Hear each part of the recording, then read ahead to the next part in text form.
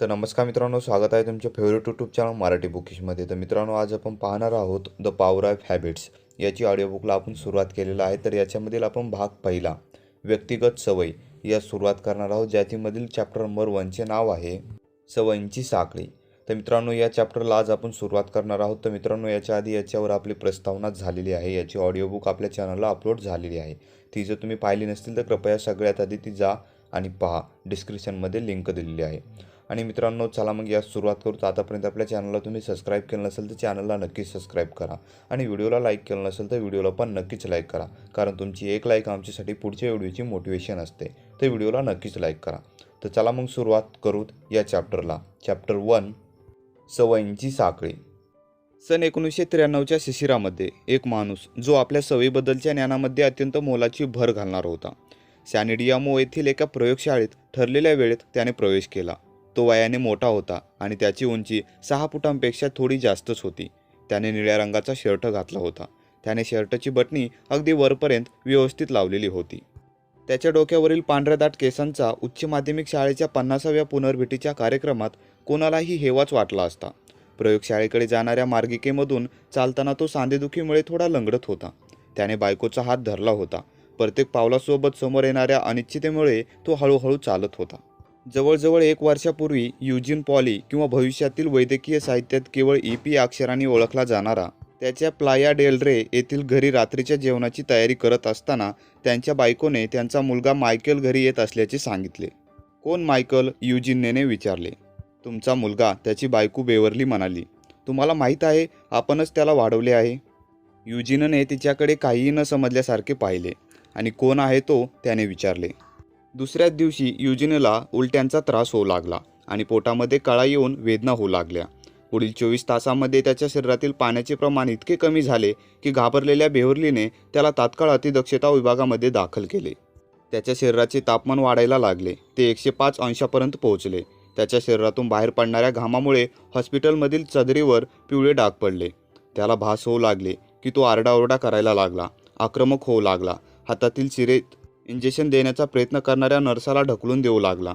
शेवटी अथक प्रयत्नानंतर त्याला वेदनानाशक आणि गुंगीचे औषध दिल्यानंतरच डॉक्टर त्याच्या पाठीच्या खालील भागातील 2 मणक्यांच्या मध्ये सुई टोचून सेरेब्रोस्पायनल द्रव परीक्षणासाठी काढू लागले. त्याच्यावर उपचार करणाऱ्या डॉक्टरांना तो काहीतरी गंभीर आजार असल्याची लगेचच जाणीव झाली. मेंदूच्या भोवती आणि पाठीच्या कण्यातून जाणाऱ्या मज्जारज्जूभोवती असणाऱ्या आवरणामधील हा द्रव पदार्थ त्या अवयवांचे संसर्गापासून आणि दुखापतीपासून रक्षण करण्याचे काम करतो. निरोगी व्यक्तीमध्ये हा द्रव पदार्थ अगदी स्वच्छ आणि प्रवाही असतो. तो सुईमधून अगदी सहजपणे काढता येण्यासारखा असतो. युजीनच्या पाठीच्या कण्यातून काढलेला हा द्रव गढूळ गेलेला आणि काहीसा दाट होता. अतिसूक्ष्म कणांनी भल्यासारख्या दिसत होत्या. प्रयोगशाळेतून त्या द्रवाचे निदान करणारा अहवाल जेव्हा मिळाला तेव्हा डॉक्टरांना युजीनच्या आजाराचे कारण कळले. त्याला व्हायरल इन्सेफेलायटिस झालेला होता. हा आजार तसे बघितले तर अगदी निरुपद्रवी व्हायरसमुळे होतो, ज्यामुळे साधारणतः अंगावर चट्टे पडणे, फोडे येणे आणि कातडीवर सौम्य संसर्ग होणे इतपतच त्रास होतो. परंतु अगदी दुर्मिळ उदाहरणामध्ये मात्र तो व्हायरस मेंदूपर्यंत पोहोचून त्याच्या पातळ नाजूक आवरणाला पोखरतो, ज्यात आपली स्वप्ने आणि काहींच्या म्हणण्याप्रमाणे आपले चैतन्य दडलेले असते. थेट तेथपर्यंत पोहोचून खूप मोठ्या प्रमाणावर हानी पोहोचवतो. युजीनच्या डॉक्टरांनी बेवर्लीला सांगितले की आतापर्यंत जो काही भाग बघितला झाला आहे त्याबद्दल त्यांना काही करता येणे शक्य नाही, परंतु अँटीव्हायरल औषधाची मात्रा मोठ्या प्रमाणात दिल्याने तो संसर्ग आणखी पसरण्यापासून रोखणे कदाचित शक्य होईल. त्यानंतर युजीनने लगेच बेशुद्ध अवस्थेत गेला आणि 10 दिवस तो मरणाच्या दारात होता. पण हळूहळू त्या औषधांनी रोगाला प्रतिकार करायला सुरुवात केली आणि परिणाम दिसायला लागला. त्याचा ताप उतरला आणि व्हायरस संसर्ग नाहीसा झाला. शेवटी जेव्हा तो शुद्धीत आला तेव्हा कमालीचा अशक्त झाला होता आणि भ्रमित अवस्थेत होता. गिळताना त्याला फार त्रास होत होता. त्याला वाक्यरचना करणे अवघड जात होते आणि श्वासोच्छ्वास करणे विस्मरण झाल्याप्रमाणे अधूनमधून तो धापा टाकल्याप्रमाणे करायचा, परंतु तो जिवंत होता. सरतेशेवटी निरानिराळ्या चाचण्यांना तोंड द्या येण्याइतपत युजीनची प्रकृती सुधारली होती. त्याच्या शरीराला, विशेषतः मज्जासंस्थेला फारसा उपाय झाला नसल्याचे बघून त्याच्या डॉक्टरला आश्चर्य वाटले.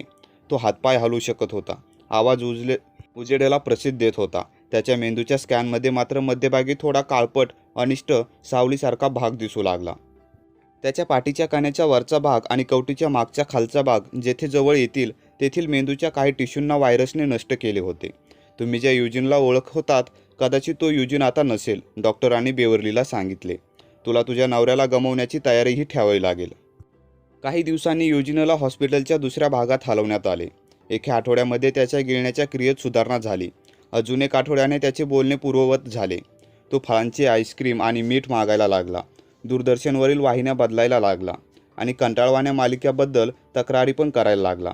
5 आठवड्यांनी त्याला सुधारणा विभागात हलवलेपर्यंत युजीन हॉस्पिटलच्या वॉर्डमधून फिरायला लागला होता आणि शनिवार रविवारची सुट्टी कशाप्रकारे मजेत घालवायची याबद्दल परिचारिकांना अनाहूत सल्ले पण देऊ लागला होता.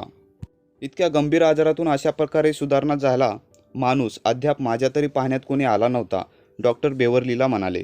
मला तुझ्या अपेक्षा आणखी वाढवायच्या नाहीत, परंतु हे खरोखरच आश्चर्य आहे. तरी पण बेवर्लीला काळजी होतीच. सुधारणा केंद्रामध्ये एक गोष्ट हळूहळू स्पष्ट झाली की त्या आजारामुळे तिच्या नवऱ्यामध्ये काही चमत्कारिक बदल झाले होते. उदाहरणार्थ, आठवड्याचा तो कोणता दिवस आहे हे युजीन सांगू शकत नव्हता. डॉक्टरांनी आणि परिचारिकांनी त्याचे नाव कितीही वेळा सांगितले तरी तो पुन्हा सांगू शकत नव्हता. ते मला हे प्रश्न पुन्हा पुन्हा का विचारत असतात. एक दिवस डॉक्टर खोलीतून गेल्यानंतर बेवर्लीला विचारले. शेवटी जेव्हा तो घरी परतला तेव्हा तर परिस्थिती आणखीच विचित्र झाली. युजीनला त्याचे मित्र आठवत नव्हते. संभाषणामध्ये सहभागी होणे त्याला जड जात होते.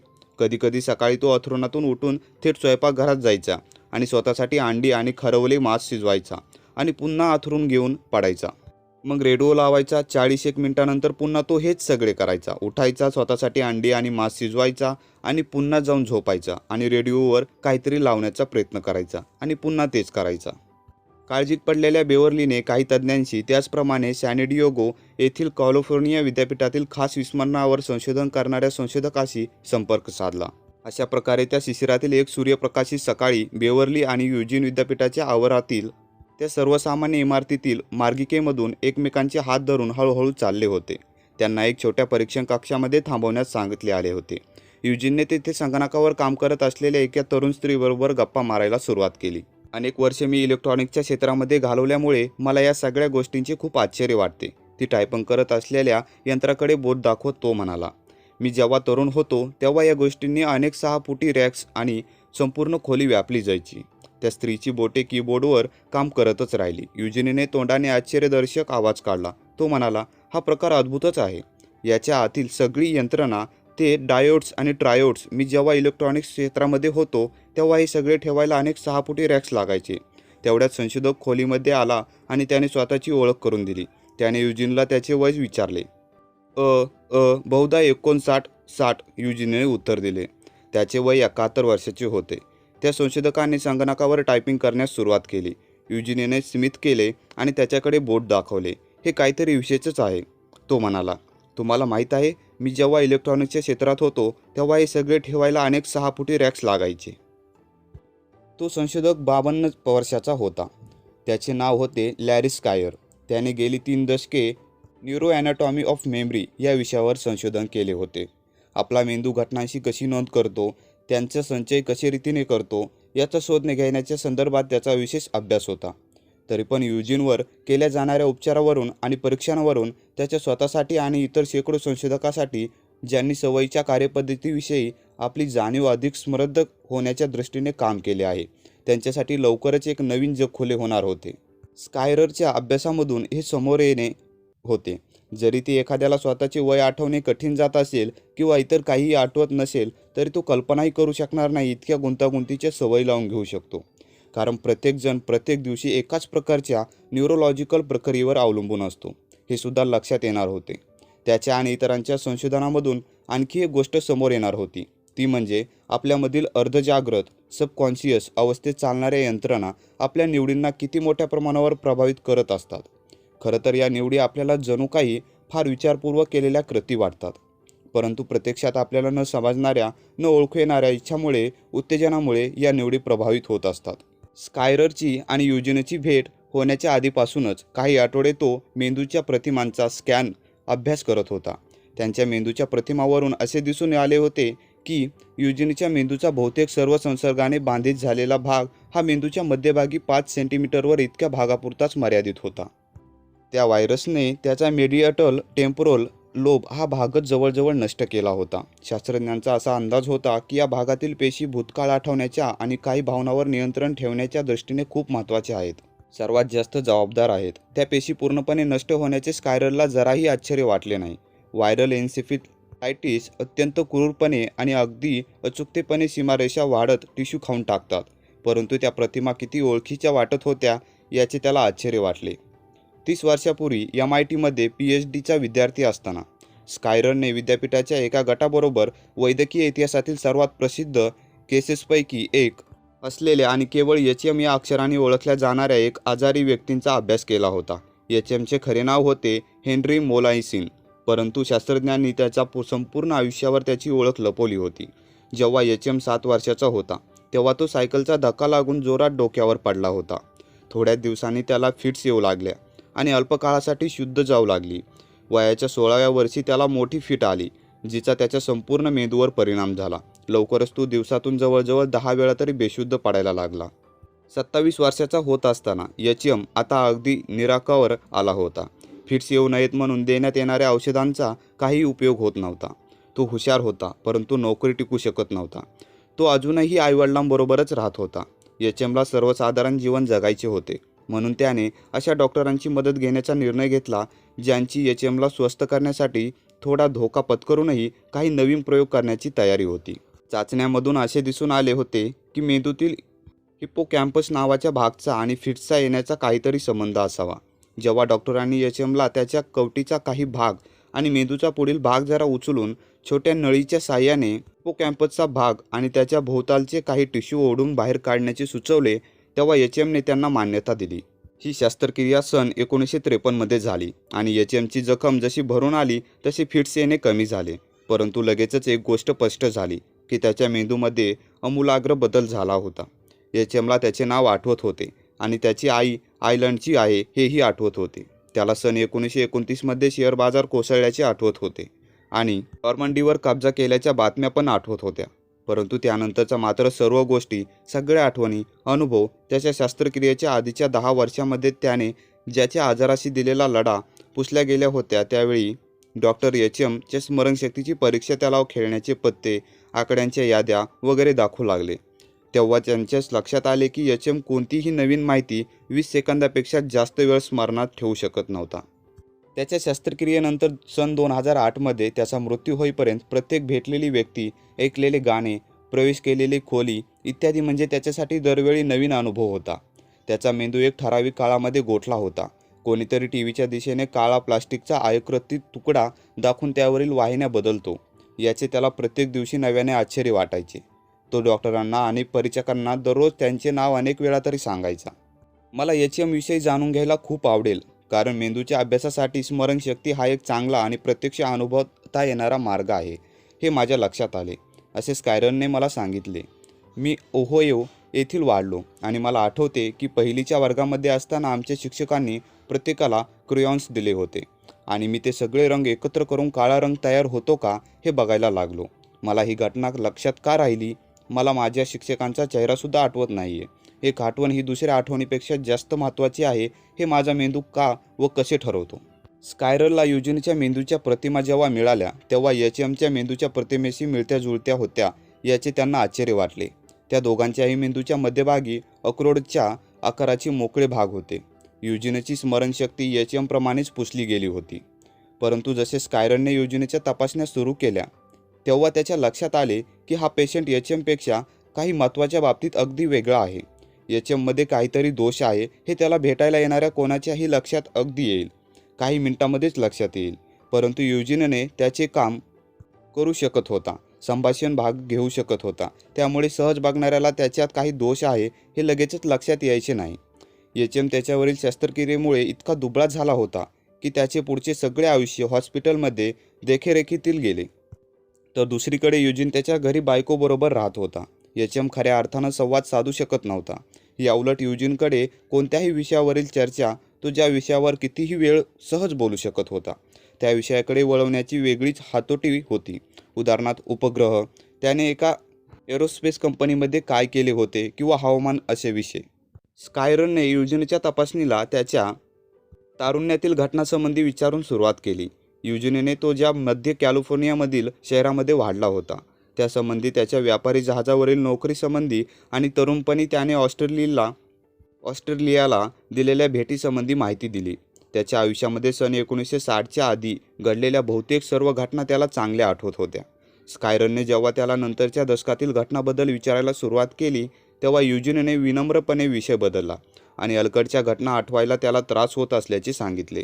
स्कायरनने त्याच्या काही बुद्धिमत्ता चाचण्या घेतल्या आणि त्याला आढळून आले की युजीन जरी गेल्या 3 दशकातील काहीही आठवू शकत नव्हता तरी त्याची बुद्धिमत्ता त्या मानाने चांगली होती. त्याहीपेक्षा युजीनने त्याच्या तरुणपणात ज्या सवयी लावून घेतल्या होत्या त्या अजून तशाच कायम होत्या. उदाहरणार्थ, स्कायर जेव्हा त्याला कपामध्ये पाणी द्यायचा किंवा एखाद्या चांगल्या उत्तराबद्दल त्याचे कौतुक करायचा तेव्हा युजीन लगेचच त्याचे आभार मानायचा किंवा त्याचे उलट कौतुक करायचा. जेव्हा कोणी खोलीमध्ये यायचे तेव्हा युजीन त्याला स्वतःची ओळख सांगायचा आणि त्या व्यक्तीचा दिवस कसा गेला याची चौकशी करायचा. परंतु जेव्हा स्कायरनने युजीनला काही आकडे पाठ करायला सांगितले, प्रयोगशाळेच्या दरवाजेबाहेरील मार्गिकेबद्दल वर्णन करायला सांगितले, तेव्हा डॉक्टरला आढळून आले की त्या पेशंटचा कोणतीही नवीन माहिती एखाद्या मिनिटापेक्षा जास्त वेळात लक्ष ठेवून नव्हता. जेव्हा कोणीतरी युजीनला त्याच्या नातवंडाकडे फोटो दाखवायचे तेव्हा तो हे कोण होते याची त्याला कल्पनासुद्धा नव्हती. जेव्हा स्कायरनने त्याला आजारी पडल्याचे आठवते का असे विचारले तेव्हा युजीनने उत्तर दिले, त्याला त्याच्या आजारासंबंधी किंवा हॉस्पिटलमध्ये राहावे लागण्यासंबंधी काहीही आठवत नाही.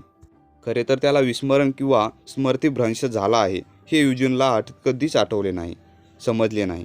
त्याच्या विचारांच्या कक्षेत स्वतःला विस्मरण झाले आहे हे बसतच नव्हते. मुळात त्याला दुखापत झाल्याचेच आठवत नसल्यामुळे आपल्याला काहीतरी वेगळेच झाल्याचे त्याला वाटत नव्हते. युजीनची भेट झाल्यानंतर काही महिन्यांनी स्कायरनने त्याच्या स्मरणशक्तीच्या मर्यादा जाणून घेण्यासाठी काही प्रयोग केले. तोपर्यंत युजीन आणि बेवर्ली हे प्लाया डेल रे सोडून सॅनडिएगोला त्यांच्या मुलीजवळ राहायला आले होते आणि स्कायर अनेक वेळा चाचण्यांसाठी त्याच्या घरी जात होता. एक दिवस स्कायरनने युजीनला त्याच्या घराचा नकाशा काढायला सांगितले. युजीन अगदी बाळबोध म्हणजे स्वयंपाकघर कोठे आहे, झोपण्याची खोली कोठे आहे इत्यादी दाखवणारा नकाशासुद्धा काढू शकला नाही. तू जेव्हा सकाळी अंथरुणातून उठतोस तेव्हा तुझ्या खोलीतून बाहेर कसा पडतोस, स्कायरनने विचारले. युजीन म्हणाला, मला नक्की सांगता येणार नाही. स्कायरनने त्याच्या लॅपटॉपवर त्याने दिलेल्या उत्तरांच्या नोंदी केल्या आणि जसा तो टाईप करत होता युजीनचे लक्ष विचलित झाले. त्याने खोलीत नजर एक टाकली आणि नंतर तो उठून मार्गिकेला गेला. त्याने स्वच्छतागृहाचा दरवाजा उघडला. काही मिनिटांनी आतून फ्लश केल्याचा आवाज आला, नळ सोडल्याचा आवाज आला आणि स्वतःच्या पॅन्टला हात पुसत तो पुन्हा बाहेरच्या खोलीत स्कायरच्या शेजारी खुर्चीवर येऊन बसला. पुढच्या प्रश्नाची वाट बघत शांतपणे तो खुर्चीत बसून राहिला. त्यावेळी जो माणूस घराचा अगदी साधा नकाशासुद्धा काढू शकत नव्हता, तो माणूस न चुकता स्वच्छतागृह कसे शोधू शकतो याचे कोणालाही आश्चर्य वाटले असेल. परंतु हा प्रश्न आणि असेच इतर काही प्रश्न सरतेशेवटी नवीन नवीन शोधांचे मार्ग दाखवणारे होते. त्यामुळे आपल्या सवयींच्या शक्तीच्या आकलनामध्ये मोलाची भर पडणार होती. त्यातूनच वैज्ञानिक क्रांतीची ठिणगी पडणार होती. यामुळेच आज शेकडो संशोधकांचे प्रथमच आपल्या सवयींच्या आपल्या जीवनावर एकूण पडणाऱ्या प्रभावाविषयी अधिकाधिक समजून घेण्याचे प्रयत्न चालले आहेत, संशोधन चालले आहेत. टेबलजवळ येऊन बसल्यानंतर युजीनने स्कायरलच्या लॅपटॉपकडे पाहिले. हे खरोखरच आश्चर्यकारक आहे. संगणकाकडे हात करत तो म्हणाला, तुम्हाला माहीत आहे, मी जेव्हा इलेक्ट्रॉनिक्सच्या क्षेत्रामध्ये होतो तेव्हा या गोष्टीसाठी अनेक 6 फुटी रॅक्स लागायचे. नवीन घरी राहण्यासाठी आल्यानंतर पाहिले की काही आठवडे युजीनला बाहेर फिरायला घेऊन जाण्याची बेवर्लीला प्रयत्न केले. डॉक्टरांनी तिला सांगितले होते की त्याला व्यायाम मिळणे महत्त्वाचे आहे. युजीन जर घरामध्ये राहिला तर तो तेच न संपणारे प्रश्न विचारून बेवर्लीला अगदी भांडवून सोडायचा. म्हणून रोज सकाळी आणि दुपारी त्याला त्यांच्या भागामध्ये नेहमी एकाच मार्गाने फिरायला घेऊन जायला लागली. डॉक्टरांनी युजीनवर सतत लक्ष ठेवण्याची गरज असल्याचे बेवर्लीला सांगितले होते. तो जर हरवला तर त्याचा घरचा पत्ता कधीच सापडणार नाही असे त्यांनी सांगितले होते. एके दिवशी सकाळी बाहेर जाण्यासाठी ती तयार करीत असताना युजीनच्या पुढच्या दरवाज्यातून बाहेर पडला. त्याला निरनिराळ्या खोल्यातून फिरण्याची सवय होती, त्यामुळे तो घराबाहेर गेला आहे हे कळायला बेवर्लीला थोडा वेळ लागला. जेव्हा तिच्या हे लक्षात आले तेव्हा ती घाबरून गोंधळून गेली. धावतच घराबाहेर पडून तिने रस्त्यावर नजर टाकली. त्याचा कोठेही ठाव ठिकाणा नव्हता. ती शेजाऱ्यांकडे गेली, त्यांच्या खिडकीवर ठोठावले. त्यांची घरे एकसारखीच दिसणारी होती. कदाचित युजीन गोंधळून गेला असावा आणि कोणाच्या तरी घरामध्ये शिरला असावा. ती शेजाऱ्यांच्या दरवाजाकडे धावली आणि दार उघडेपर्यंत बेल वाजवत राहिली. युजिन कोठेही नव्हता. ती धावतच पुन्हा रस्त्यावर आली आणि हाक मारत पुढची काही घरे धावत गेली. ती रडत होती. तो जर रहदारीत सापडला तर काय होईल? तो त्याचा पत्ता इतर कोणाला कसा सांगेल? तिला घराबाहेर पडून आणि त्याचा शोध सुरू करून 15 मिनिटे होऊन गेली होती. पोलिसांना फोन करण्यासाठी ती धावतच घरी आली. ती दार ढकलून घरात शिरली तर बाहेरच्या खोलीत दूरदर्शनसमोर हिस्ट्री चॅनल बघत युजिन बसलेला तिला दिसला. तिच्या डोळ्यातील अश्रूंनी ती गोंधळात पडला. त्याला घराबाहेर पडल्याचे आठवत नव्हते. तो कोठे गेला होता हेही त्याला आठवत नव्हते आणि ती एवढी अस्वस्थ का झाली आहे हेही त्याला समजत नव्हते. नंतर बेवर्लीचे लक्ष टेबलावर ठेवलेल्या पाईन कोन्स फळांकडे गेले.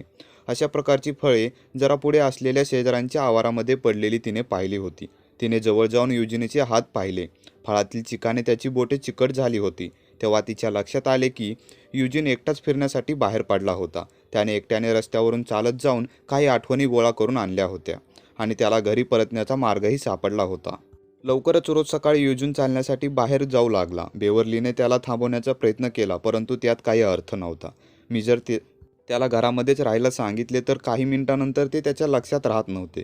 तिने मला सांगितले तो कुठेतरी भरकटून हरवू नये म्हणून मी काही वेळा त्याच्या मागे मागे गेले परंतु तो नेहमीच परत आला. कधीकधी तो पाईन कोन्सची फळे किंवा दगड घेऊन परतायचा. एकदा तर तो पाकिट घेऊन आला तर दुसऱ्या वेळेस कुत्र्याचे पिल्ले घेऊन आला. या गोष्टी त्याला कोठे मिळाल्या हे मात्र त्याला कधीच आठवले नाही. स्कायर आणि त्यांच्या सहकाऱ्यांनी जेव्हा त्याच्या या फिरण्याबद्दल ऐकले तेव्हा युजिनच्या डोक्यामध्ये काहीतरी घडामोडी चालत आहेत ज्याचा त्याच्या जागृत श्रवणशक्तीशी काहीही संबंध नसावा असा दाट संशय त्यांना येऊ लागला.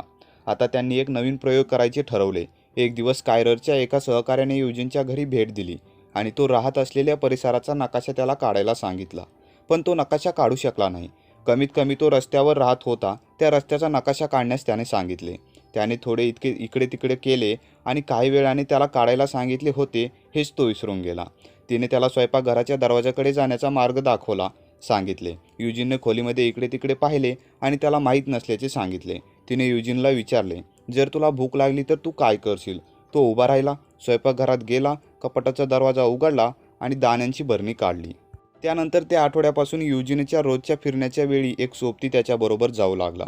दक्षिण कॅलिफोर्नियातील कायमस्वरूपी असलेल्या वसंत ऋतूमध्ये ते 15 मिनिटं चालत होते.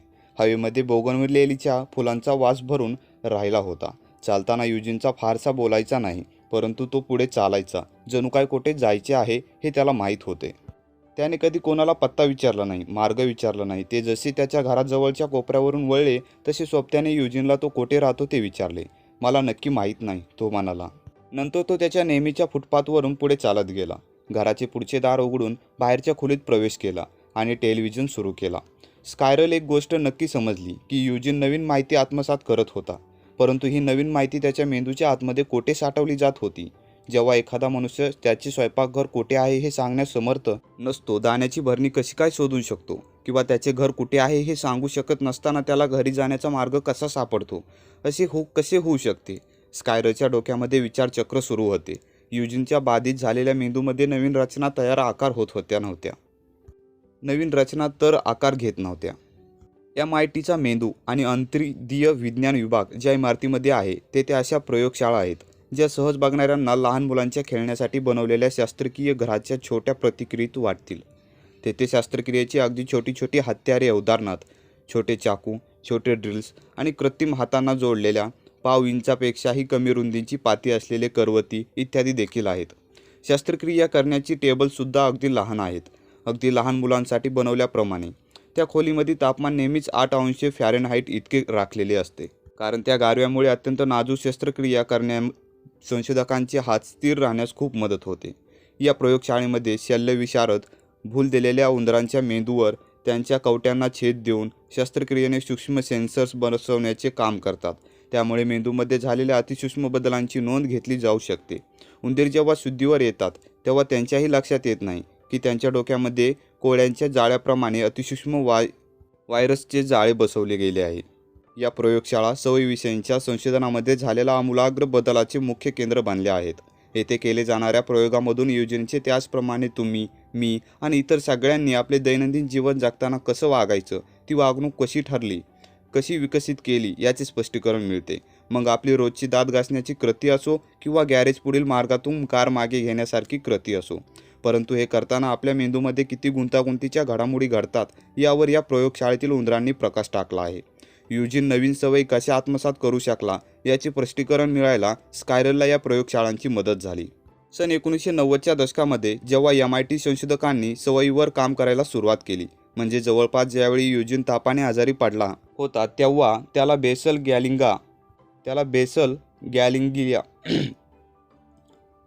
बेसल गॅलिंगिया नावाच्या मेंदूतील भागाबद्दल कोठे कुतूहल होते.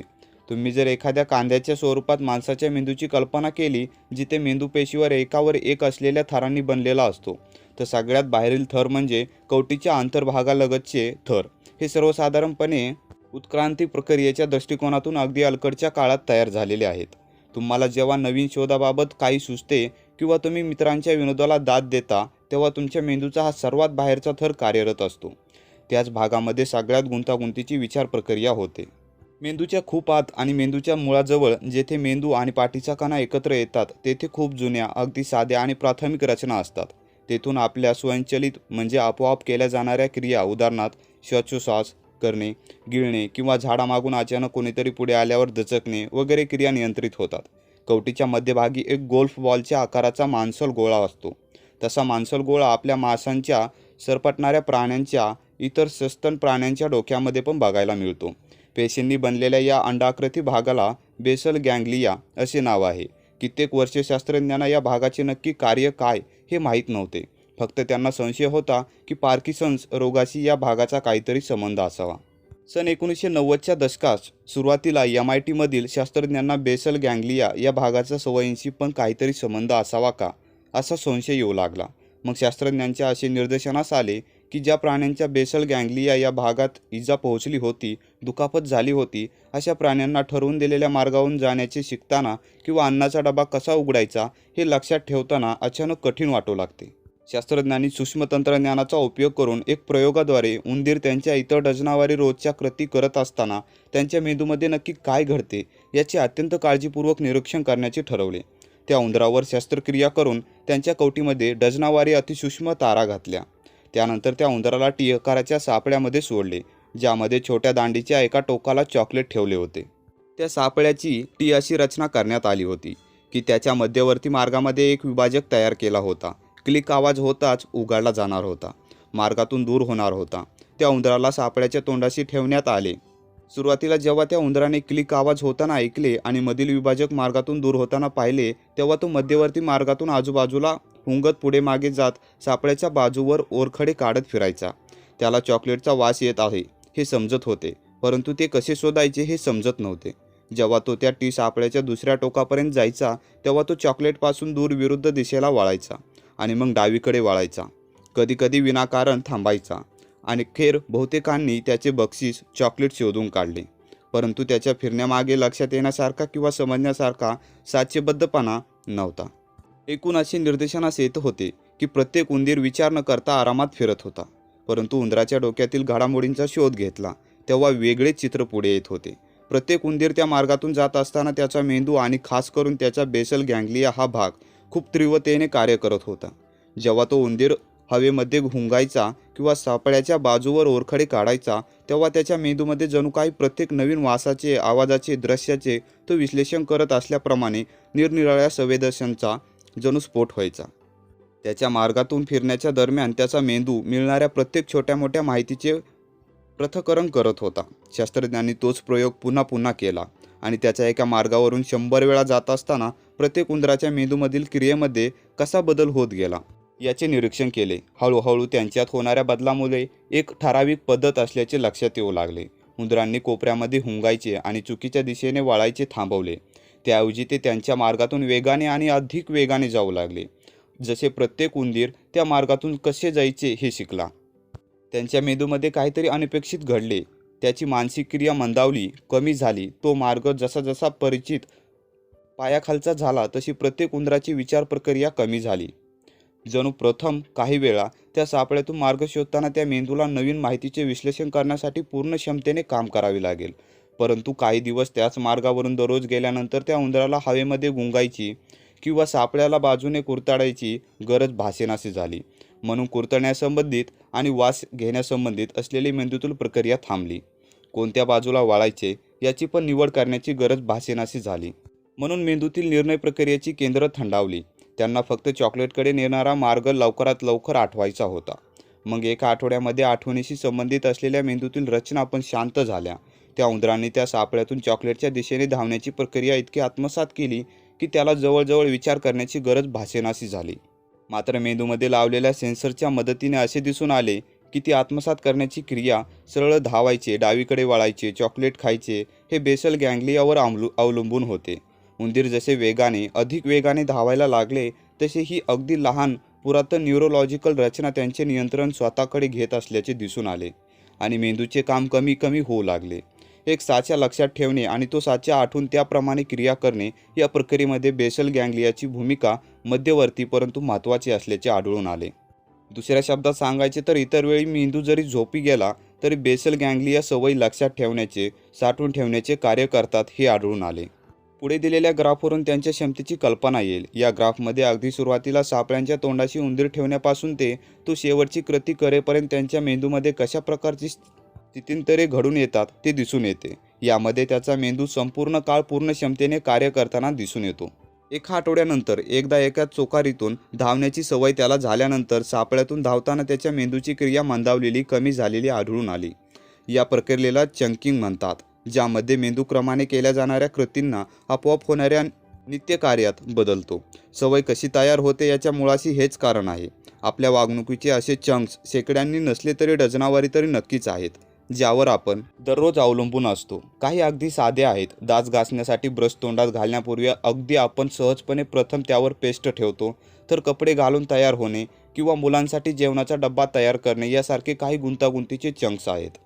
काही तर इतके गुंतागुंतीचे आहेत की हा लक्षावधी वर्षापूर्वी उत्क्रांत झालेला लहान मांसल भाग त्यांची सवयीमध्ये रूपांतर करतो. हेच मुळी कमालीचे वैशिष्ट्यपूर्ण आहे.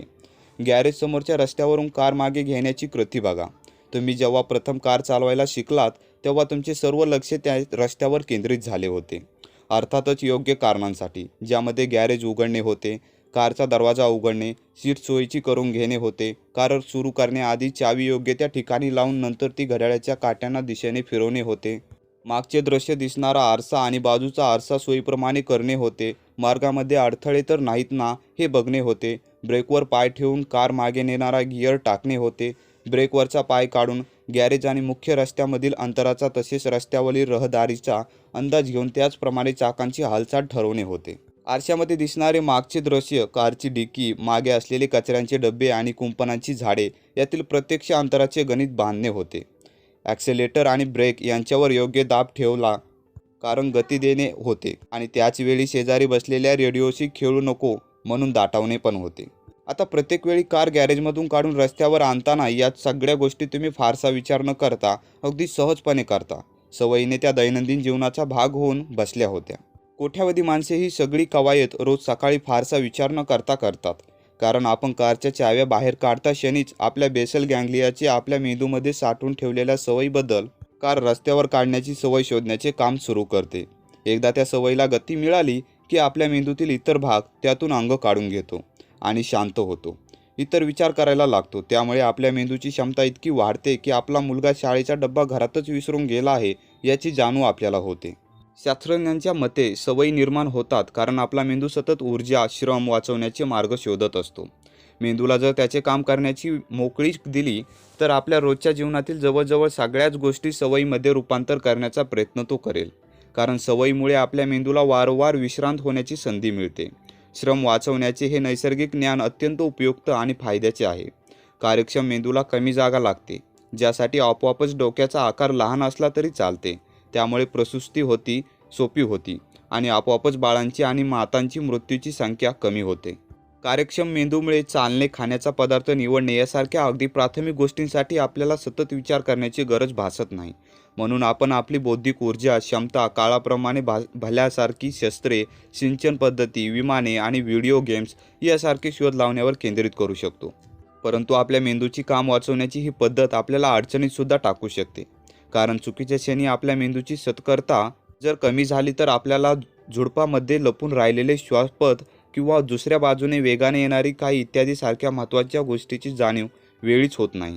म्हणून आपल्या बेसल गँग्लियाने सवयींना कधी ताबा घेऊ द्यायचा याबाबत मोठ्या हुशारीने एक प्रणाली विकसित केली आहे. जेव्हा आपल्या वागणुकीतील नित्यकृती सुरू होते किंवा संपते तेव्हा हे घडते. हे कार्य कसे चालते हे समजण्यासाठी उंदराच्या न्यूरोलॉजिकल सवयीच्या आकृतीकडे काळजीपूर्वक बघावे लागेल. त्या सापळ्याच्या सुरुवातीला उंदराला क्लिक असा आवाज आल्यावर मधील विभाजक सरकण्याआधी त्याच्या मेंदूतील हालचालीला वेग येतो आणि पुन्हा अगदी शेवटी जेव्हा त्या चॉकलेट सापडतो तेव्हा त्याच्या मेंदूतील हालचालीला वेग आलेला दिसतो. सवयीकडे कधी नियंत्रण सोपवायचं आणि कोणत्या सवयीचा उपयोग करायचा हे या आकृतीतील रेषावरून मेंदू कशा प्रकारे ठरवतो ते दिसून येते. उदाहरणार्थ त्या विभाजकाच्या मागे असलेल्या उंदराला तो ओळखीच्या सापळ्यात आहे की बाहेर आहे, मांजर दबा धरून बसलेला अनोळखी कपाटात आहे हे कळणे अवघड आहे. अशा अनिश्चिततेच्या स्थितीतून मार्ग काढण्यासाठी सवयीचे कार्य सुरू होण्याआधी मेंदू काही ओळखीच्या खुणा शोधण्याचा कोशिशीने प्रयत्न करतो. विभाजकाच्या पलीकडून क्लिक आवाज आल्यावर उंदराला माहीत होते की सापळ्याच्या सवयीचा उपयोग करायचा आहे, परंतु जर त्याला म्याव असा आवाज ऐकू आला तर त्याने वेगळा मार्ग निवडायचा आहे हे त्याला समजते. या सगळ्या कृतीच्या शेवटी जेव्हा त्याला चॉकलेट दिसते तेव्हा मेंदू पुन्हा पूर्णपणे जागृत होतो आणि सर्व ठरल्याप्रमाणे झाले आहे याची खात्री करून घेतो. आपल्या मेंदूतील ही प्रक्रिया म्हणजे 3 टप्प्यांची साखळी आहे. पहिला टप्पा म्हणजे मेंदूला मिळणारी सूचना, जी मेंदूला जागृत करते, कोणत्या सवयीचा उपयोग करायचा आहे याचे मार्गदर्शन करते. दुसरा टप्पा म्हणजे आपली नित्यकृती, जी शारीरिक, भावनिक आणि बौद्धिक असू शकते. आणि तिसरा टप्पा म्हणजे बक्षीस, जे मेंदूला ही साखळी भविष्य काळामध्ये लक्षात ठेवण्याच्या योग्यतेची आहे की नाही हे ठरवण्यास मदत करते. हळूहळू ही साखळी सूचना, नृत्य, कृती, बक्षीस आणखी सहज आणि आपोआप होत जाते. सूचना आणि बक्षीस एकमेकांमध्ये इतके गुंतले जातात की त्यामधून तीव्र अपेक्षेची भावना आणि तल्लफ निर्माण होते. शेवटी मग ती MIT मधील अतिथंड प्रयोगशाळा असो किंवा तुमच्या गॅरेज समोरचा रस्ता असो, त्यातूनच सवयीचा जन्म होतो. सवय म्हणजे आपले नशीब किंवा भविष्य नाही हे आपण पुढील 2 प्रकरणामध्ये बघणार आहोत. सवयी बदलता येतात. मनुष्याला दुसऱ्या सवयी लागू शकतात किंवा त्यांच्याकडे दुर्लक्ष पण करता येते. परंतु या सवयीच्या साखळीचा शोध महत्त्वाचा असण्याचे कारण म्हणजे त्यामुळे एक अगदी मूलभूत सत्य समोर येते. जेव्हा सवय लागते किंवा तयार होते तेव्हा मेंदू निर्णय प्रक्रियेमध्ये पूर्णपणे सहभागी होण्याचे थांबवतो. तो जास्त कष्ट घेण्याचेही थांबवतो किंवा त्याचे लक्ष दुसऱ्या कामावर केंद्रित करतो. म्हणून जोपर्यंत तुम्ही मुद्दाम सवयीशी लढा देत नाही तोपर्यंत तुमचा कार्यक्रम बदलत नाही. म्हणून तुमच्या कृती देखील आपोआप घडतच राहतील. तरी पण सवयी कशा प्रकारे काम करतात हे समजून घेतल्याने व सवयीच्या साखळीचा आकृतिबंध जाणून घेतल्याने त्यांच्यावर नियंत्रण ठेवणे सोपे जाते. तुम्ही एकदा तुमच्या सवयीचे वेगवेगळे भाग केलेत की त्यांच्यामध्ये वाहलवी करून बरंच काही शिकू शकता. आम्ही उंदराला ठराविक सापळ्यामधून विशिष्ट मार्गाने पळायला लावून त्यांच्या सवयीत रूपांतर करण्याचे आणि नंतर त्याला मिळणाऱ्या बक्षिसाची चॉकलेटची जागा देऊन त्यांची सवय मोडण्याचे प्रयोग केले आहे. MIT मधील बेसल गँग्लिया संबंधित अनेक प्रयोगावर काम करणाऱ्या अनेक ग्रेबिल या महिला शास्त्रज्ञाने मला सांगितले. नंतर एक दिवस आम्ही त्याचे बक्षीस पुन्हा जुन्या जागीच ठेवून उंदराला सापळ्यात ठेवले तर काय घडले? जुनी सवय पुन्हा उफाळून आली. सवयी तशा बघितल्या तर कधीच नष्ट होत नाहीत. खरे तर त्या आपल्या मेंदूच्या रचनेत नोंदवल्या जातात आणि हे आपल्याला खूपच फायद्याचे आहे. कारण प्रत्येक मोठ्या सुट्टीनंतर जर आपल्याला पुन्हा कार चालवायला शिकण्याची वेळ आली तर परिस्थिती मोठी कठीण होईल. प्रश्न फक्त एवढाच आहे की तुमचा मेंदू चांगला वाईट सवयीमधील फरक ओळखू शकत नाही. तुम्हाला जर कधी वाईट सवय लागली असेल तर ती कायम योग्य ती सूचना आणि बक्षीस मिळण्याची वाटच बघत असते. यावरून स्पष्ट होते की व्यायामाची सवय लावणे एवढे कठीण आहे. आपण खाण्यामध्ये बदल करणे एवढे कठीण आहे. एकदा आपण धावायला जाण्याऐवजी कोचावरच बसून राहण्याचा दिनक्रम स्वीकारला किंवा येता जाता खाण्याची सवय लावून घेतली तर तो आकृतिबंध आपल्या मेंदूमध्ये सतत राहतो. पण त्याच नियमाप्रमाणे आपण जर अशा प्रकारच्या वागणुकीला दाबून टाकणारा, पुसून टाकणारा नवीन न्यूरोलॉजिकल नित्यक्रम तयार करायला शिकवलो आहे. आपण जर आपल्या सवयीच्या साखळीवर नियंत्रण मिळवले तर आपल्या वाईट सवयी किंवा तसा मानसिक कल यांना मागे टाकू शकतो, ज्या प्रकारे लिसा ॲलनने कैरो ट्रिपनंतर केले. निरनिराळ्या संशोधनातून असे दिसून आले आहे की एखादा नवीन आकृतिबंध जेव्हा तयार केला जातो, उदाहरणार्थ धावायला जाणे किंवा येता जाता खाणे, या कृतीसुद्धा कोणत्याही सवयीप्रमाणे आपोआप घडू लागतात. सवयींची साखळी नसेल तर दैनंदिन जीवनातील छोट्या छोट्या गोष्टींच्या दबावामुळे, दडपणामुळे आपला मेंदू बंद पडेल, त्याचे कार्य मंदावेल, त्याच्या बेसल गँग्लिया जखमामुळे किंवा आजारपणामुळे इजा पोहोचली असेल. ते अनेक वेळा मानसिकदृष्ट्या पंगू झालेले आढळतात. त्यांना दरवाजा उघडणे, काय खायचे ते ठरवणे यासारख्या साध्या गोष्टी करायला सुद्धा त्रास होतो. त्यांची क्षुल्लक गोष्टींकडे दुर्लक्ष करण्याची क्षमता नाहीशी होते. उदाहरणार्थ, एका अभ्यासावरून असे दिसून आले आहे की बेसल गँग्लियाला इजा पोहोचलेल्या व्यक्तींना चेहऱ्यावरील हावभाव ओळखणे अवघड जात नव्हते. अगदी भीती, घृणा यासारखे हावभाव पण ओळखता येत नव्हते, कारण चेहऱ्याच्या कोणत्या भागावर लक्ष केंद्रित करायचे याबाबत त्यांचा गोंधळ उडालेला असायचा. आपल्या बेसल गँग्लियाशिवाय दररोजच्या शेकडो सवयीवर आपण अवलंबून राहतो. त्यांच्याशी असलेला आपला संपर्क तुटतो. आज सकाळी तुम्ही डाव्या पायाच्या बुटाची नाडी आधी बांधावी की उजव्या पायाची बुटाची नाडी आधी बांधावी हे ठरवण्यासाठी क्षणभर थांबला होता का? अंघोळीच्या आधी दात घासावे की नंतर हे ठरवताना तुम्हाला त्रास झाला होता का? अर्थातच नाही, कारण जे निर्णय सवयीतून आलेले आहेत ते अगदी सहजपणे घेतले जातात. जोपर्यंत तुमचा बेसल गँग्लिया व्यवस्थित आहे आणि त्याला मिळणाऱ्या सूचना त्याच आहेत, तोपर्यंत तुमची वागणूक अगदी सहजपणे होईल. त्यासाठी अजिबात विचार करावा लागणार नाही. तुम्ही जर सुट्टीवर गेला तरी तुमच्या नकळत तुम्ही वेगळ्या प्रकारे पेहराव कराल किंवा सकाळच्या नेहमीच्या वेळेऐवजी वेगळ्या वेळात दात घासाल. परंतु त्याच वेळी आपल्या मेंदूतील ही आपोआप चालण्याची यंत्रणा धोकादायकसुद्धा ठरू शकते. सवयी या अनेक वेळा फायद्या इतक्याच तोट्यातच पण ठरू शकतात. युजीनच्या केसाचा विचार केला तर त्याने स्मरणशक्ती गमावल्यानंतर सवयींनी त्याला जगण्यासाठी हात दिला. नंतर त्यानेच पुन्हा सगळे त्याच्याकडून हिरावून घेतले. लॅरी स्कायरनने युजीनबरोबर जसा अधिकाधिक वेळ घालवला तसे त्याच्या लक्षात येऊ लागले की त्याचा पेशंट नवीन काहीतरी शिकत होता, आत्मसात करत होता. युजीनच्या मेंदूच्या प्रतिमावरून स्पष्ट दिसत होते की त्याच्या बेसल गँग्लियाला व्हायरल इन्सेफेलायटिसमुळे काही दुखापत झालेली नव्हती. त्यावरून शास्त्रज्ञांनी या शक्यतेवर विचार केला की मेंदूला एवढी गंभीर दुखापत होऊनसुद्धा युजीनला सूचना, नित्यक्रम, बक्षीस या साखळीचा उपयोग करून घेणे शक्य आहे का? युजीन त्याचे घर कसे शोधू शकत होता आणि स्वयंपाकघरातील दाण्यांची भरणी कशी शोधून आणू शकत होता?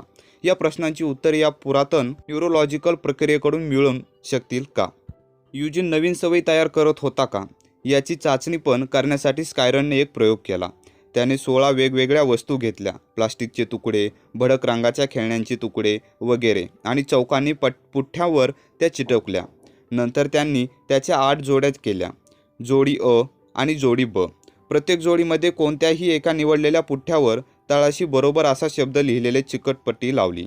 युजीनला एक टेबलापाशी बसवले गेले. तेथे त्याला चिटकवलेल्या वस्तूंच्या जोड्या दिल्या गेल्या आणि त्यातील एकाची निवड करायला सांगितले. नंतर त्याने त्याला निवडलेल्या पुठ्ठ्यांच्या मागे बरोबर हा शब्द लिहिलेले चिकटपट्टी आहे का हे बघायला सांगितले. स्मरणशक्तीची परीक्षा घेण्याचा हा एक अगदी साधा प्रयोग आहे. केवळ 16 वस्तू असल्याचे आणि त्यात 8 जोड्यांमध्ये विभागल्यामुळे बहुतेक जण थोड्याफार फेऱ्यानंतर कोणत्या पुठ्ठ्याच्या मागे बरोबर असे लिहिले आहे हे लक्षात ठेवू शकतात.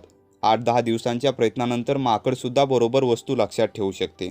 परंतु युजीन मात्र अनेक वेळा प्रयत्न करूनसुद्धा एकही बरोबर वस्तू लक्षात ठेवू शकला नाही. त्याने तो प्रयोग दररोज 40 जोड्या बघत आठवड्यातून 2 वेळा असा बरेच महिने पुन्हा पुन्हा केला. तो प्रयोग करायला लागूनही काही आठवडे झाल्यानंतर एका महिला संशोधकाने सत्राच्या सुरुवातीला त्याला विचारले, तू आज येथे का आला आहेस? हे तुला माहीत आहे का? मला नाही वाटत मला माहीत आहे, युजीन म्हणाला. मी तुला काही वस्तू का दाखवणार आहे हे तुला माहीत आहे का? यावर युजीन म्हणाला, मला त्यांचे वर्णन करून तुम्हाला सांगायचे आहे की त्या कशासाठी वापरल्या जातात हे सांगायचे आहे. आधीच्या सत्रामध्ये काय झाले होते हे युजीनला अजिबात आठवत नव्हते. मात्र जसे जसे काही आठवडे गेले तसे तसे युजीनच्या कामगिरीत सुधारणा दिसायला लागली. 28 दिवसांच्या प्रयत्नानंतर युजीन बरोबर शब्द लिहिलेली वस्तू 85% वेळा योग्य प्रकारे निवडत होता. 36 दिवसानंतर तो 95% वेळा बरोबर निवडत होता. एक प्रयोगानंतर स्वतःच्या यशाने आश्चर्यचकित होऊन युजीनने संशोधकाकडे पाहिले. मी हे कसे काय करत आहे? त्याने विचारले. तुझ्या डोक्यामध्ये नक्की काय चालले आहे ते मला सांग, ती संशोधक म्हणाली. मला हे बघितलेले आठवते आहे असा काही विचार तुझ्या डोक्यामध्ये येतो का?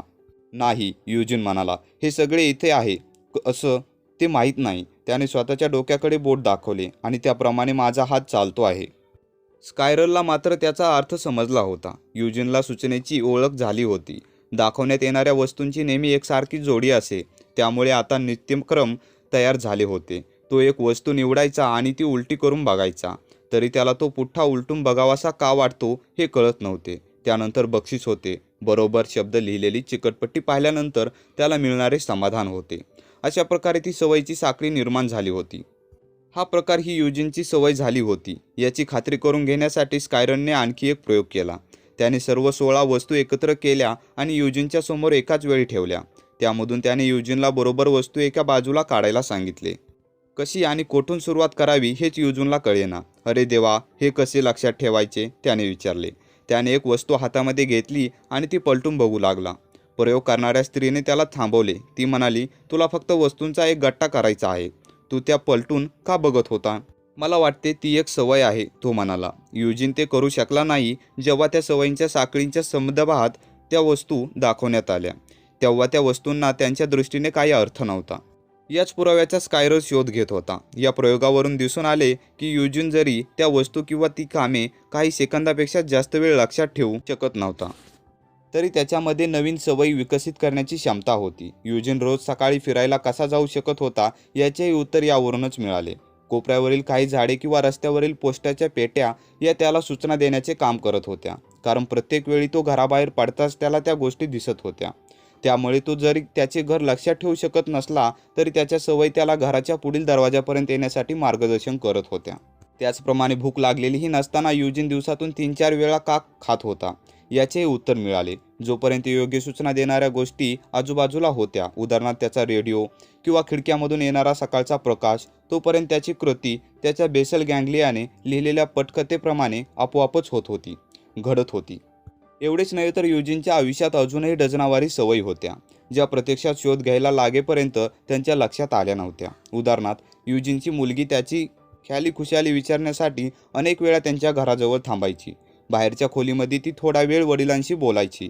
नंतर आईला भेटण्यासाठी आतमध्ये स्वयंपाकघरात जायची. नंतर निघताना दरवाजेकडे जाताना हात हलवून जायची. परंतु तिने घरी आल्या आल्या त्याचबरोबर केलेले संभाषण ती परत जाण्यासाठी निघेपर्यंत युजीन विसरलेला असायचा. मग ती माझ्याशी न बोलताच का जाते म्हणून तो चिडायचा आणि थोड्याच वेळात तो का चिडला होता हे पण विसरायचा. परंतु भावनिक सवयीमुळे मूळ धरले होते म्हणून तो न समजता चिडायचा, संतापायचा आणि काही वेळाने विसरूनही जायचा. कधीकधी तो टेबल आपटायचा, शिवाही द्यायचा आणि जर त्याला विचारले तो असे का वागतोय त्यावर तो म्हणायचा, मला माहीत नाही, परंतु मला राग आला आहे. बेवर्लीने एक दिवस मला सांगितले. तो त्याच्या खुर्चीला लाथा मारायचा किंवा खोलीमध्ये येणाऱ्यावर ओरडायचा. नंतर काही मिनिटांनीच तो हसायचा आणि हवामानावर गप्पा मारायचा. एकदा का चीड निराश उत्पन्न झाली की तिचा निचरा होईपर्यंत असेच चालायचे, ती म्हणाली. स्कायररच्या नवीन प्रयोगातून आणखी एक गोष्ट दिसून आली. सवयी आश्चर्यकारकप्रमाणे नाजूक असतात. युजीनला सूचना देणाऱ्या वस्तूमध्ये थोडा जरी बदल झाला तरी त्याच्या सवयी निरुपयोगी ठरायच्या. उदाहरणार्थ, काही वेळा तो घराभोवती गोल गोल फिरत राहिला कारण काहीतरी बदललेले होते. शहरामध्ये रुस्ते दुरुस्तीची कामे चालली होती किंवा वादळी वाऱ्यामुळे झाडांच्या फांद्या फुटपाथावर पाडल्या होत्या. अशा वेळी घराच्या अगदी जवळ असून सुद्धा एखाद्या शेजाऱ्याने त्याला घर दाखवेपर्यंत युजीनला घराचा रस्ता सापडायचा नाही. त्याची मुलगी आईला भेटून घराबाहेर पडण्याआधी पुन्हा जर थांबून त्याच्याशी बोलली तर त्याची राग येण्याची सवय उफाळून यायची नाही. स्कायररने युजीनवर केलेल्या प्रयोगातून मेंदूचे कार्य कसे चालते याबद्दलच्या वैज्ञानिक जगताच्या समजुतीमध्ये ज्ञानामध्ये मोलाची भर पडली. मात्र एक गोष्ट निर्णयकारपणे सिद्ध झाली की कोणतेही शिकलेले धडे किंवा निर्णय प्रक्रिया आठवणीमध्ये न ठेवतासुद्धा नवीन काही शिकणे आणि समजता आजपाणीपणे निवड करता येणे हे शक्य आहे. युजीनने दाखवून दिले की सवयी पण स्मरणशक्ती आणि बुद्धी यांच्या इतक्याशा आपल्या वागणुकीच्या मुळाशी आहेत. कोणत्या अनुभवातून आपल्या सवयी तयार झाल्या हे आपल्याला आठवणार नाही, सांगता येणार नाही, परंतु एकदा का ते आपल्या मेंदूमध्ये घट्ट बसल्या तर ते आपल्या वागणुकीवर प्रभाव टाकतात, तेही अनेक वेळा अगदी आपल्याला नकळत. युजीनच्या सवयीबद्दल स्कायररला पहिला शोध निबंध प्रसिद्ध झाल्यावर सवय तयार होण्यासंबंधीच्या शास्त्राने एक महत्त्वाच्या संशोधन शाखेत रूपांतर झाले आहे. आता Duke, Harvard, UCLA, Yale, USC, Princeton, Pennsylvania विद्यापीठ, इंग्लंड, जर्मनी, नेदरलँड इत्यादीमधील संशोधन केंद्रे, त्याचप्रमाणे Procter and Gamble, Microsoft, Google आणि इतर शेकडो औद्योगिक आस्थापनातील शास्त्रज्ञांनी सवयीमागची मानसशास्त्र, न्यूरोलॉजी यांची बलस्थाने, त्यांच्यातील त्रुटी, तसेच त्या का व कशा तयार होतात आणि त्या कशा बदलता येऊ शकतात इत्यादी संबंधी अधिकाधिक जाणून घेण्यासाठी संशोधनावर लक्ष केंद्रित केले आहे. संशोधकांच्या आता लक्षात आले आहे की सूचना ही गोष्ट काहीही असू शकते. अगदी नजरेस येणाऱ्या गोष्टीपासून, उदाहरणार्थ आईस्क्रीम बार, दूरदर्शनवरील जाहिरात, ते एखादी जागा, दिवसाची वेळ, एखादी भावना, विचार मालिका किंवा विशिष्ट व्यक्तींचा सहवास, नित्यक्रम. ही बाब गुंतागुंतीचीही असू शकते आणि अगदी सोपी पण असू शकते. भावनांशी जोडल्या गेलेल्या काही सवयी मिलिसेकंदामध्ये मोजल्या जातात आणि बक्षीस असू शकतात. शरीराच्या संवेदना ज्या खाण्याच्या पदार्थ ड्रग्जद्वारे जागृत होतात, त्याचप्रमाणे भावनिक उपलब्धी जसे अभिमानाची गौरवाची भावना जेव्हा कौतुक किंवा अभिनंदन होते. जवळजवळ प्रत्येक प्रयोगामध्ये संशोधकांना स्कायरनने यूजीनवरील केलेल्या प्रयोगातून जे निष्कर्ष समोर आले त्याचेच प्रतिबिंब कमी जास्त प्रमाणात पाहायला मिळाले. ते म्हणजे सवयींचे सामर्थ्य मोठे आहे, परंतु त्या नाजूक असतात. ते आपल्या नकळत लागू शकतात किंवा मुद्दामसुद्धा लावू शकतात. त्या अनेक वेळा आपल्या परवानगीची वाट न बघता डोके वर काढतात. त्यांच्यातील काही गोष्टींमध्ये बदल करून त्यांच्यात मोठे परिवर्तन आणू शकते. आपल्या लक्षात येणार नाही इतक्या मोठ्या प्रमाणावर ते आपल्या आयुष्याला आकार देत असतात. त्यांचा पगडा इतका मोठा असतो की इतर सगळे सोडून आपली व्यावहारिक अक्कलसुद्धा बाजूला ठेवायला लावून ते आपल्या मेंदूला त्यांच्या अधीन करून घेतात. एक प्रयोगाच्या मालिकेमध्ये उदाहरणार्थ National Institute on Alcohol Abuse and Alcoholism या संस्थेशी संबंधित असलेल्या संशोधकांनी काही ठराविक सूचनांना प्रतिसाद म्हणून उंदरांना काही खटके दाबण्याचे शिक्षण दिले, जोपर्यंत त्यांच्या त्या वागणुकीचे सवयीत रूपांतर होत नाही. त्या बदल्यात बक्षीस म्हणून उंदरांना खायला दिले जायचे. नंतर त्या शास्त्रज्ञांनी ते उंदीर तडकाफडकी आजारी पडतील इतके त्यांच्या अन्नात विष घातले किंवा ते त्यांचे अन्न घेण्यासाठी ज्या पृष्ठभागावरून जात होते तो पृष्ठभाग त्यांना शॉक लागेल इतका विद्युत भारातील केला. ज्यावेळी उंदरांना त्यांच्या भांड्यातील अन्न धोकादायक आहे असे समजले, त्यांना विद्युतभारित पृष्ठभागावरील पॅनल्स दिसले, त्यावेळी ते त्यांच्यापासून दूर थांबले. परंतु जेव्हा त्यांना त्यांच्या जुन्या सूचना मिळाल्या तेव्हा मात्र त्यांनी विचार न करता ते खटके दाबले व विषारी अन्न खाल्ले. शॉक लागू नये म्हणून उड्या मारत ते ओकत होते तरी त्या पृष्ठभागावरून चालून गेले आणि अन्न खाल्ले. ती सवय त्यांच्यामध्ये इतकी भिनली होती की ते स्वतःला थांबवूच शकत नव्हते. माणसांच्या बाबतीतसुद्धा कमी अधिक प्रमाणात हे असेच अनुभवायला येते. फास्ट फूडचे झटपट पदार्थांचे उदाहरण घेऊया. मुलांना भूक लागलेली असते आणि तुम्ही कार चालवत संध्याकाळी घरी परत असतात तेव्हा वाटेमध्ये लागलेल्या मॅकडॉनल्ड्स किंवा बर्गर किंगमध्ये काहीतरी थांबणे समजू शकते. जेवण महागडे नसते, त्याची चव पण खूप छान असते. थोडेसे शिजवलेले मांस, बटाट्याचे खारवलेले तुकडे आणि गोड पेय हे पदार्थ प्रकृतीसाठी त्या मानाने कमी हानिकारक असतात, हो ना? कारण ते काही तुम्ही रोजच खाणार नसता. सवयी आपली परवानगी न घेता तयार होतात. संशोधनावरून असे दिसून आले आहे की साधारणतः कोणत्याही कुटुंबाची झटपट खाद्यपदार्थ नियमितपणे खाण्याची इच्छा नसते. परंतु होते काय की आधी महिन्यातून एक वेगवेगळे असलेली गोष्ट आठवड्यातून एक वेळा होते आणि नंतर आठवड्यातून 2 वेळा होते, कारण सूचना आणि बक्षीस यातून ही सवय तयार होते. अशा प्रकारे हे चालू राहते आणि काही काळातच मुलांमध्ये अतिप्रमाणात हमबर्गर, तळलेले बटाटे खाण्याची सवय निर्माण होते. जेव्हा नॉर्थ टेक्सास आणि तेथील येल विद्यापीठातील संशोधकांनी कुटुंबामध्ये हळूहळू झटपट पदार्थ खाण्याचे प्रमाण का वाढत जाते याचा शोध घेतला होता, तेव्हा त्यांना त्यामध्ये अनेक सूचना आणि बक्षिसे यांचा अंतर्भाव असल्याचे दिसून आले. पण या सूचनांना आणि बक्षिसांना आपल्या वागणुकीवर कसा प्रभाव पडत होता हे इतक्यापर्यंत कळत नव्हते. संशोधकांना त्यामध्ये सवयीची साखळी असल्याचा शोध लागला. उदाहरण द्यायचे झाले तर प्रत्येक मॅकडॉनल्ड एकसारखे दिसते. ती कंपनी मुद्दाम त्यांच्या सर्व दुकानांची रचना, त्यातील अंतर्भाग, तेथील कर्मचाऱ्यांची गिरायकांशी बोलण्याची पद्धत इत्यादी एकसमान ठेवण्याची खबरदारी घेते. त्यामुळे या गोष्टी त्यांच्या गिरायकासाठी सूचना बनवून त्यांनी तेथेच जाऊन खाण्याचा नित्यक्रमाचा एक भाग बनवतात. काही साखळी दुकानातील पदार्थ तर गिरायकांना ताबडतोब बक्षीस देण्याच्या उद्देशाने तयार केलेले असतात. तेथील बटाट्याच्या काचाच्या जिभेवर ठेवताच विरघळतात व त्यातील मिठाची आणि ग्रीसची चव जिभेला त्वरित मिळते, ज्यामुळे तुमच्या मेंदूत आनंद निर्माण करणारे केंद्र प्रभावित होते व मेंदू सवयीच्या साखळीत बांधला जातो. सवयीची साखळी निर्माण होण्याच्या आणि ती अधिक घट्ट होण्याच्या दृष्टीने ते अधिकच उपयुक्त ठरते. तरी पण या सवयीसुद्धा आधी नाजूक असतात. जेव्हा एखादे झटपट खाद्यपदार्थ पुरवणारे हॉटेल बंद पडते तेव्हा तेथे नियमितपणे येणारी कुटुंबे इतर दुसरे हॉटेल शोधण्यापेक्षा बरेच वेळा पुन्हा घरचंच जेवण घ्यायला सुरुवात करतात. अगदी थोडा वेळसुद्धा सवय मोडण्यास कारणीभूत ठरू शकतो. परंतु अनेक वेळा या सवयीच्या साखळीच्या वाढणीची पूर्ण कल्पना आपल्याला नसल्यामुळे त्यावर नियंत्रण आणण्याच्या आपल्या क्षमतेबद्दल आपण अंधारात असतो आणि भिज्ञ असतो. या सूचना आणि बक्षीस साखळीवर लक्ष ठेवायला आपण शिकलो तर निश्चितच आपल्या नित्यक्रमात बदल करू शकतो. सन 2000 पर्यंत म्हणजे यूजीनच्या आजारपणानंतर 7 वर्षांनी त्याच्या आयुष्याला एक प्रकारे स्थैर्य आले होते. तो रोज सकाळी फिरायला जात होता. त्याला जे पाहिजे ते खात होता. इतकंच काय, पण कधीकधी दिवसातून 5-6 वेळासुद्धा. आता त्याच्या पत्नीला समजले होते की की जोपर्यंत दूरदर्शनवर हिस्ट्री वाहिनी चालू राहील तोपर्यंत तो त्याच्या आरामदायी खुर्चीमध्ये बसून राहणार आणि त्यावरील कार्यक्रम नवीन असो किंवा पुनर्प्रेक्षित असो तो बघत बसणार. त्याला त्यातील फरकच जाणवत नव्हता. त्याचे जसे वय वाढले, युजीनच्या सवयींचा त्याच्या आयुष्यावर नकारात्मक परिणाम होऊ लागला. तो एका जागी बसून राहायचा. कधीकधी दूरदर्शन बघत तासनतास बसून राहायचा, कारण त्याला दूरदर्शन बघण्याचा कधी कंटाळाच यायचा नाही. त्याच्या डॉक्टरांना त्याच्या हृदयाबद्दल चिंता वाटायला लागली. डॉक्टरांनी त्याच्या बायकोला, बेवर्लीला, त्याला अगदी काटेकोरपणे फक्त आरोग्यदायक अन्न देण्याच्या सूचना दिल्या. तिने खूप प्रयत्न केले, परंतु त्याच्या वारंवार खाण्यावर किंवा खात असलेल्या पदार्थावर नियंत्रण ठेवणे तिला कठीण जात होते. ती त्याला रागवली तरी ते त्याच्या लक्षात राहत नव्हते. फ्रीज जरी फळ आणि भाज्यांनी भरून ठेवला तरी युजीन मांस आणि अंडी शोधत राहायचा. जणू तो त्याचा दैनंदिन कार्यक्रमच झाला होता. जसे युजीनचे वय वाढले त्याची हाडे ठिसूळ होऊ लागली. आता त्याला चालताना आणखीनच काळजी घेण्याची गरज आहे असे डॉक्टरांनी सांगितले. युजीन मात्र स्वतःला मनाने 20 वर्षांनी तरुण असं समजत होता. चालताना काळजी घेण्याचा दिलेला सल्ला त्याच्या कधी लक्षातच राहिला नाही. स्मरणशक्ती या गोष्टीचे मला आयुष्यभर नेहमीच गूढ आणि आश्चर्यचकित वाटत आहे, कारण स्कायर मला म्हणाले, त्यांनी माझ्या EP बरोबर भेट झाली आणि माझ्या लक्षात आले, तुमची स्मरणशक्ती हरवली असली तरीसुद्धा आयुष्य कसे भरभरून जगता येऊ शकते. आपल्या मेंदूतील आठवणी जरी पुसल्या गेल्या तरी आनंद शोधण्याची अद्भुत क्षमता त्यात उपलब्ध असते. आणि ती शक्ती क्षमता जरी शेवटी त्याच्यावरच उलटली तरीसुद्धा ती पूर्णपणे विसरणे कठीण आहे.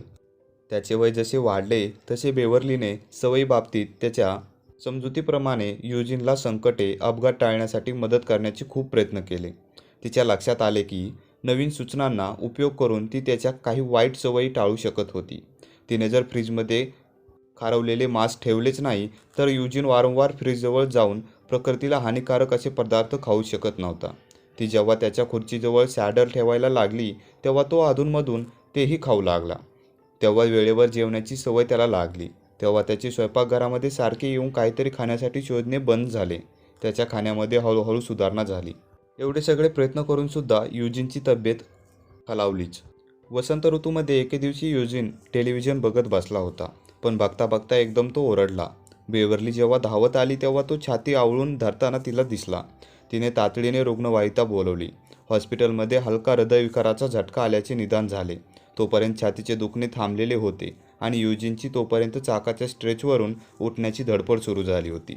त्या रात्री तो त्याच्या छातीवर चिटकवलेल्या तारा कुशीवर झोपत यावे म्हणून सारख्या ओढून काढत होता. मात्र दरवेळी तारा काढण्याच्या प्रयत्नात धोक्यांची घंटा वाजायला लागायची आणि परिचारिका धावत यायच्या. परिचारिकांनी त्यांच्या तारांशी खेळणे थांबवण्यासाठी तारांच्या टोकावर आणखीन चिकटपट्ट्या लावण्याचे प्रयत्न केले. त्याचप्रमाणे तो असेच वागत राहिला तर त्याचे हात बांधून ठेवण्याचे पण धमकावले, परंतु कशाचाही उपयोग झाला नाही. त्याचे धमकावणे तो दुसऱ्या क्षणी विसरून जायचा. मात्र त्यानंतर त्याच्या मुलीने त्या परिचारिकांना तो शांतपणे वागला तर त्याचे कौतुक करण्याचा प्रयत्न करा असा सल्ला दिला. एवढेच नाही तर येता जाता त्यांना तो दिसेल तेव्हा त्याचे कौतुक करायला सांगितले. आम्हाला या प्रक्रियेमध्ये त्याचा स्वाभिमान, त्याचा गर्व कुठेतरी मध्ये आणायचा होता, त्याच्या मुलीने कॅरोल रेजेन सांगितले. आम्ही त्यांना सांगायचो, अहो बाबा, या तुमच्या शरीराला लावलेल्या तारा न काढून तुम्ही विज्ञानाच्या प्रगतीला खूप मोठा हातभार लावत आहात. परिचारिका पण येता जाता त्याचे असेच कौतुक करू लागल्या. त्याला पण ते आवडत होते. काही दिवसानंतर त्या सांगतील त्याप्रमाणे वागायला लागला. एका आठवड्यानंतर युजीन घरी परतला. नंतर सन 2008मध्ये पानगळीच्या दिवसामध्ये त्याच्या घरातील बाहेरच्या खोलीत चालत असताना फायरप्लेसच्या जवळ अडखळून तो पडला आणि त्याच्या कंबरेचे हाड मोडले. हॉस्पिटलमध्ये स्कायर आणि त्याच्या सहकाऱ्यांना चिंता वाटत होती की आपण कोठे आलो आहोत. हे समजल्याने धक्का बसून कदाचित त्याला वेडचारणे झटके येतील, म्हणून त्यांनी त्याच्या पलंगावर त्याला काय झाले आहे याचा खुलासा करणाऱ्या चिठ्ठ्या ठेवल्या आणि त्याच्या खोलीमध्ये त्याच्या मुलांचे फोटो लावले. त्याची बायको आणि मुले त्याला भेटण्यासाठी दररोज येत होती. तरी पण युजीनला कधी काळजी वाटली नाही. त्याला हॉस्पिटलमध्ये का ठेवले आहे म्हणून पण त्याने कधी विचारले नाही. तोपर्यंत त्याने त्याच्या बाबतीतील सर्व अनिश्चितांशी जुळवून घेतल्यासारखे वाटत होते. स्कायर म्हणाले, त्याने स्मरणशक्ती गमावून आता 15 वर्षे झाली होती. त्याच्या मेंदूला जणू काही समजले होते की काही गोष्टी आता त्याला कधीच कळणार नाहीत. तरी पण त्यामुळे काही बिघडत नाही अशी काही परिस्थिती झाली होती. बेवर्ली रोज हॉस्पिटलमध्ये येत होती. ती त्याच्याबरोबर खूप वेळ बोलत बसायची. तिचे त्याच्यावर प्रेम असल्याचे सांगायची. आपल्या मुलाबाळाबद्दल आणि आपण कशी मजेत जगलो यासंबंधी बोलायची. भिंतीवरील फोटो दाखवत त्याच्यावर किती प्रेम होते याबद्दल बोलायची. आमच्या लग्नाला 57 वर्षे झाली होती आणि त्यातील 42 वर्षे अगदी सर्वसामान्य अशी छानपणे गेली होती.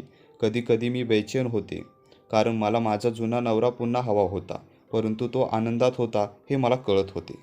काही आठवड्यांनी त्याची मुलगी त्याला भेटायला आली. काय ठरवले आहे, ती आल्या आल्या युजीनने विचारले. ती त्याला व्हीलचेअरवर बसून खोलीच्या बाहेर असलेल्या हिरवळ घेऊन गेली. किती छान दिवस आहे, नाही? युजीन म्हणाला. खूप छान हवा आहे ना? तिने त्याला तिच्या मुलाबद्दल सांगितले. ते कुत्र्याबरोबर खेळले. तिला वाटले तो लवकरच घरी परतेल. सूर्य अस्ताला चालला होता. तिने त्याला पुन्हा आतमध्ये नेण्याची तयारी सुरू केली. युजीनने तिच्याकडे पाहिले.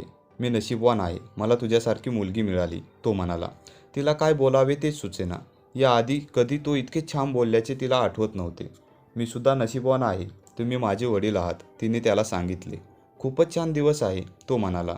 एकूण हवामानाबद्दल तुझा काय अंदाज आहे? त्या रात्री 1 वाजता बेवर्लीचा फोन वाजला.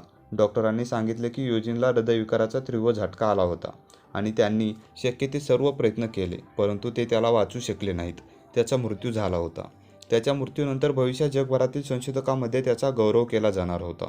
त्याच्या मेंदूच्या प्रतिमा जगभरात शेकडो प्रयोगशाळा आणि वैद्यकीय महाविद्यालयातून अभ्यासल्या जाणार होत्या. विज्ञानाच्या प्रगतीसाठी त्याचे इतके सहाय्य झाले जे समजल्यानंतर त्याला खूप अभिमान वाटला असता, याची मला जाणीव आहे. बेवर्लीने मला सांगितले. आमचे लग्न झाल्यानंतर काही दिवसांनीच त्याने मला सांगितले होते की आयुष्यामध्ये त्याला असे काहीतरी करून दाखवायचे आहे ज्यामुळे काहीतरी फरक पडेल, आणि त्याने ते करून दाखवले, परंतु त्याच्या आठवणीत त्यातील काहीही राहिले नाही. तर मित्रांनो, इथे हा चॅप्टर संपलेला आहे. तुम्हाला जर हा चॅप्टर आवडला असेल तर व्हिडिओला नक्कीच लाईक करा. तर भाग पहिलामधला हा चॅप्टर नंबर 1 इथेच कंप्लीट झालेला आहे. नंतरच्या व्हिडिओमध्ये आपण चॅप्टर नंबर 2 पाहणार आहोत. तर तुम्हाला व्हिडिओ आवडला असेल तर व्हिडिओला लाईक करा, चॅनलला नक्कीच सबस्क्राईब करा. तर keep watching, keep learning. Bye bye.